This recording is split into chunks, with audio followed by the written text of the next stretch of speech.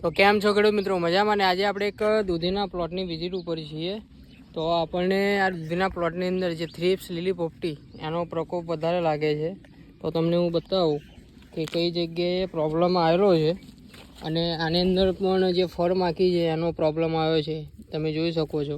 અને થ્રીપ્સ લીલી પોપટી એ બધું તમને બતાવું છું કે આની અંદર ઘણો બધો પ્રકોપ છે.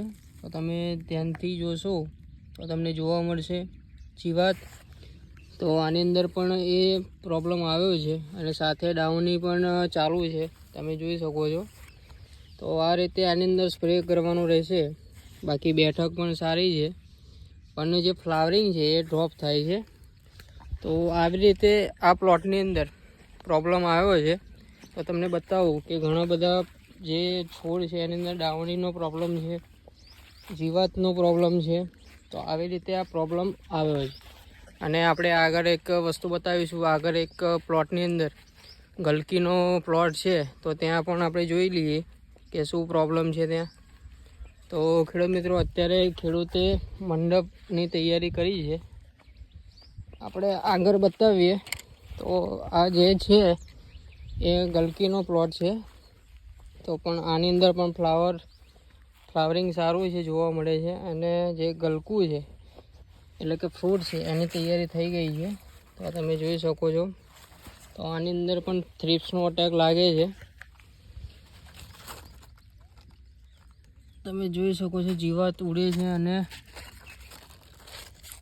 થ્રીપ્સનો અટેક આમાં પણ છે.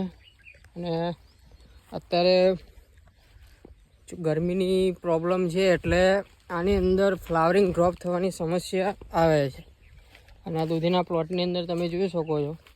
તો આ પ્રકારે તમારે પણ હોય તો તમે પણ ફળ માખીની માટે જે ટ્રેપ આવે છે એ લગાવો દૂધીના પ્લોટની અંદર. અને આ જે ડાઉની મિલ્યું છે એની માટે કોઈ સારું ફંગીસાઇડનો ઉપયોગ કરો, જેમ કે અત્યારે મેટાલિસ્કી મેન્કોજેબ છે. તો આનો ઉપયોગ કરો જેથી કરીને સારો એવો ફાયદો મળે.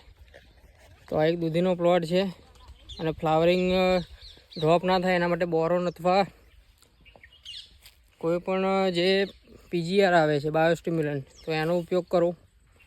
તો ખેડૂત મિત્રો, તમે જોઈ શકો છો કે દૂધીના હરેક અંદર આ પ્રોબ્લેમ આવ્યો છે.